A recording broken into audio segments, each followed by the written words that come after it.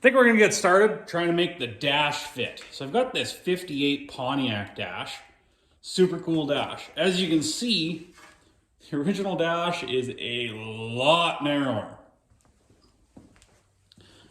But plan is gonna take some out of the center through here, and then I got probably zigzag over, come across, and then take the speaker area out of the top of the dash. I don't know, I did some measuring. It's, like about 14 inches too wide for the truck. So we got a bit of work to do if we're gonna make it work. But what I like about it is it actually hangs down low enough that it'll cover up my brake pedal assembly underneath the dash, so it'll hide some of that stuff. First things first, I'll get the tripod set up and we'll strip all this crap off the dash, strip everything out of it so that it's just the bare shell.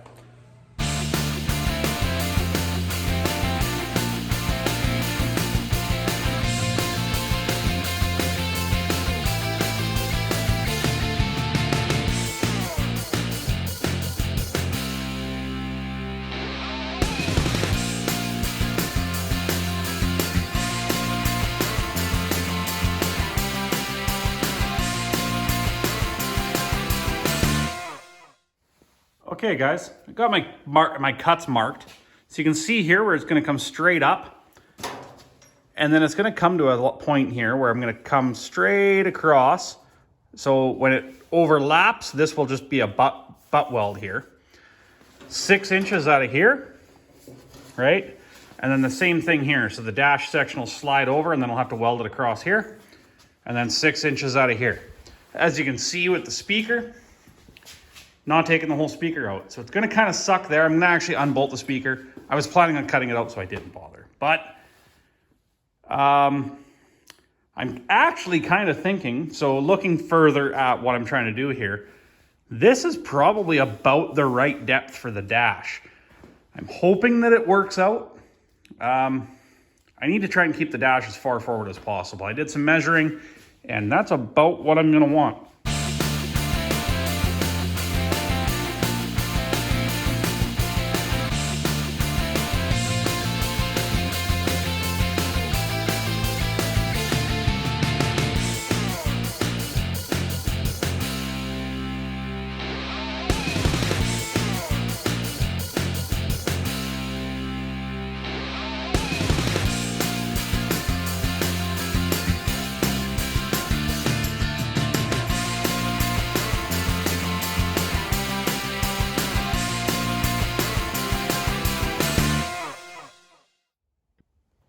Okay, well,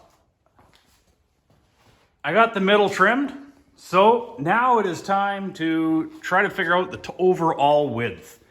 I think I got to take 5.5 inches off each end. So it's going to be a bit of a struggle. It'll end up, somewhere right in here. Trying to cut this straight all the way is going to be tough, but I actually don't have to worry about it all that much, I think, because I think I got to cut this on an angle here to remove some of this, so that I can try to reshape the ends of the dash here to try and flow back together into the side of the truck.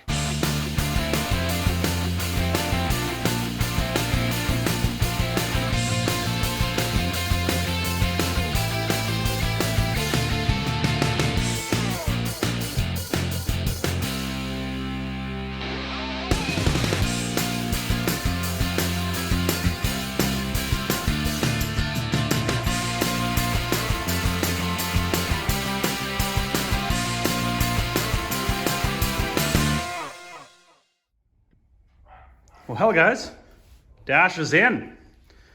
You can see here what I meant. It sticks out a little bit past the inside of the door, like the window. So I'm gonna reshape these corners and kind of round them in so that it's just kind of it just blends, right? But it fits. I definitely think I can make this happen now that I have it in here. It's gonna be a little bit of work. I'm gonna have to reshape some panels here. Maybe even part of the piece that I cut off might be able to go back in here to kind of create that curve, just to fill this space in. Got to make a mount for the bottom, get the bottom secured. Probably make more than one further back and then one kind of in here, right through here, and go through the glove box hole. Other side I'll be able to go in underneath and put a bolt into there. The plan for the top is basically what's here right now. These are just here temporarily to hold it, but I'll evenly space some holes and probably make like a 3/4 inch or a 1/2 inch wide strip of polished aluminum or something that I can kind of round, and then maybe even countersink some heads in. So it'll just look like a piece of chrome trim across the top. Okay guys, I actually trimmed a piece out of this end. The side with the gauges is pretty tight to the side of the truck.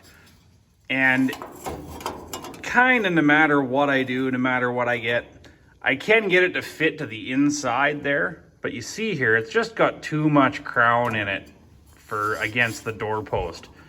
So I think the best plan of attack here is to just start with a fresh flat piece of metal, and I'll just trace this shape, run it out about a 1/2 inch past, maybe 3/4, and round it over in the planishing hammer and try to actually make a piece that's flat against the doorpost and then has the curve in it that I need to kind of put a radius in it.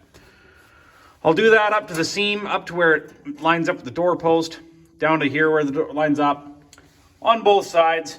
I can make it more even that way. So I'll get that started. Probably gonna pull the dash out so I can actually trace the ends a little bit, just so that I have it exact. And we'll get those pieces, start forming them and go from there.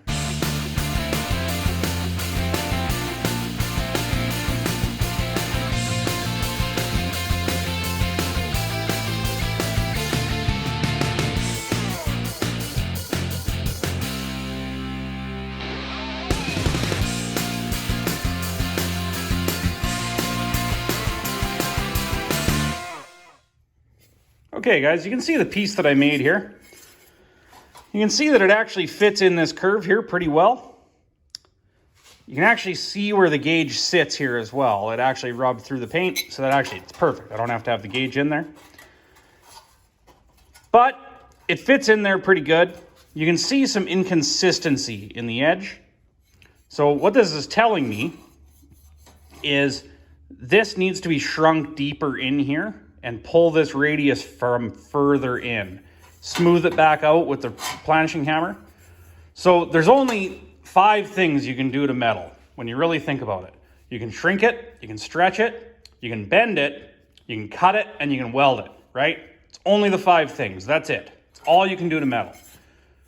Guys tend to get a little confused when they're shaping metal and they just don't understand what's going on. So, like I said, by shrinking this deeper in, it's gonna try and pull this further this way. I know that's hard to understand, but as you shrink this edge, it's gonna try and, you know, pull it together. And when it pulls it together, it has to pull this edge this way.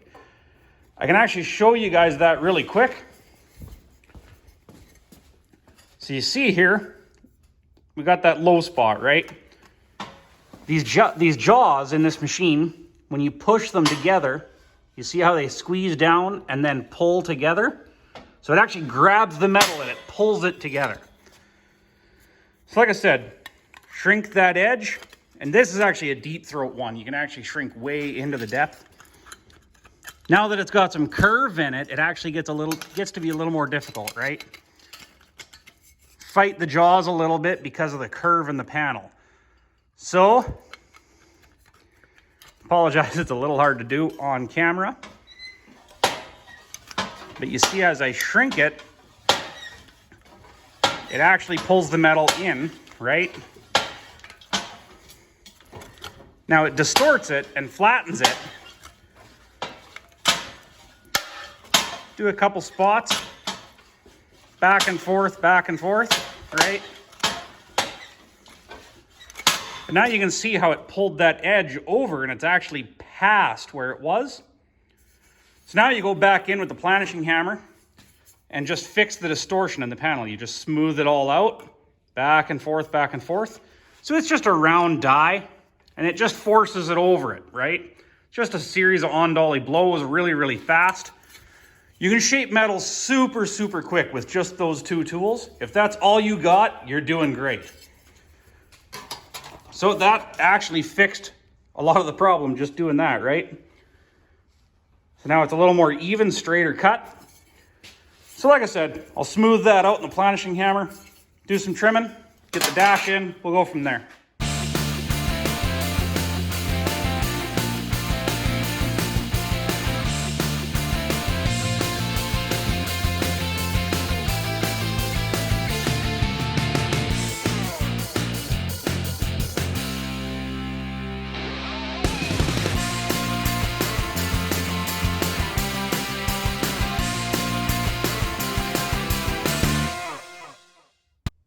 Okay guys, you can see I got this tacked in, got it all cleaned up.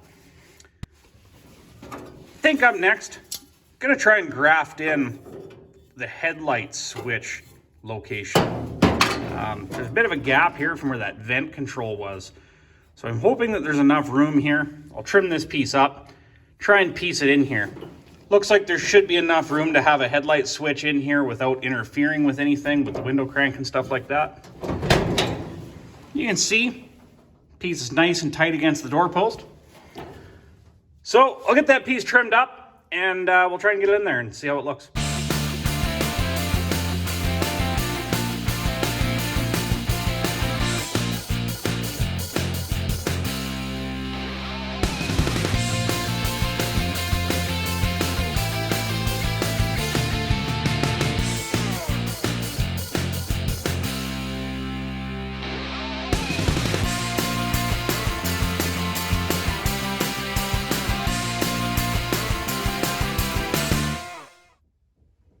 Okay, you can see I got that piece tacked in there now. Needs a little bit of hammer and dolly work here. Clean that up a bit, kind of clean this radius up through here a little bit. Up next, got to chop this off in like a 45. So dash has to come back out again. Cut that out on a 45, probably cut it straight through into here. Form the top piece first, and then we'll work on this lower piece in here. Made a top cap. Came to about here. Top cap just comes down to halfway through the radius of the dash here. Just put a nice radius on it, rounded the end, you know. And then I made an end cap. And then I made the last filler piece inside here that tied into this. You know, so it's all smooth. It's all butt welded. It's perfect. I love it. Gauges fit really nice. It didn't, you know, interfere with anything there. Headlight switch pull matched perfect. Passenger side all finished up. Mirrored exactly what I did on the driver's side. So just formed the piece for here first, did the top cap, second piece, and then a third piece to fill it in. And then just pieced a little area in here to make it fit. I also took the time while the dash was out to fill where the steering column mount was. I actually picked some stuff up. We're gonna deal with that. The steering column does have to come out under the dash, not through the dash like it would have in the stock 58 Pontiac. So I'll pull the dash back out. I'll show you guys what I'm going to do for mount. Okay guys, just wanted to give you guys a view of the inside of the dash here. You can see that everything's been butt welded. I really prefer to do butt welds on everything rather than do a lap weld. When you've got a lap weld and you've got a layer on top of another, you end up with a step in the metal. And then you got to deal with that with filler work.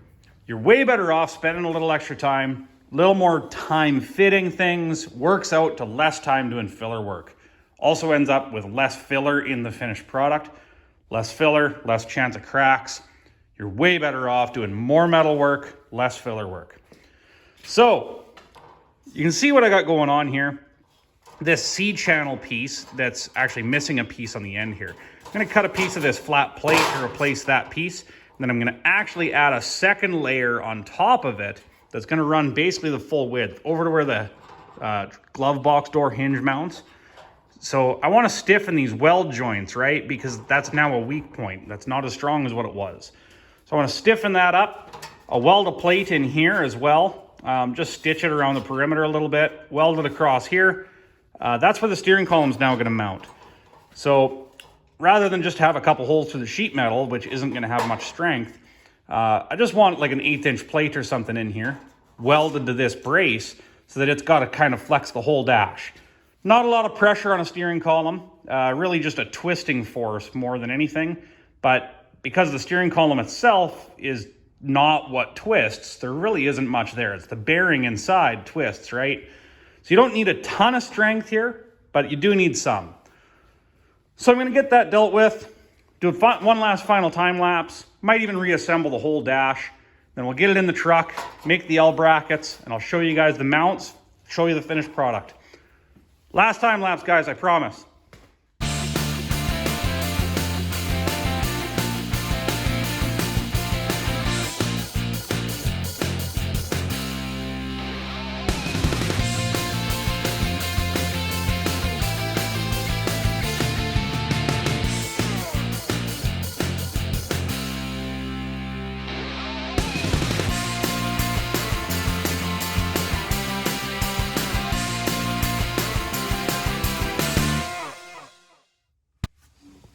Okay guys, check it out. Dash is officially mounted. Haven't finished the top up yet. I couldn't find a piece of 1/2 inch aluminum kicking around anywhere. So I gotta pick that up yet. We'll figure that out later. No big deal, it's just gonna be put some screws through the top, evenly spaced. It's now mounted solid. Fits in here, awesome. I'm just blown away by how good this thing actually turned out. Here we are, present day. Wanted to give you guys that stuck around to the end of the video a look of the finished product. This dash turned out absolutely fantastic. Did a few neat things. I actually hid a Bluetooth amp controller in the ashtray. So I actually have a full Bluetooth stereo, speakers, got a set of subs behind the seat. The stereo in this thing is absolutely killer. Gauges from New Vintage USA. They actually fit into the Pontiac bezel absolutely perfectly. But I wanted to thank you guys for sticking around, watching the video. If you like the content, lots more to come. We got this thing laid out for a solid 3.5 inch chop. That'll be coming up. Like, share, subscribe. I'll see you in the next one.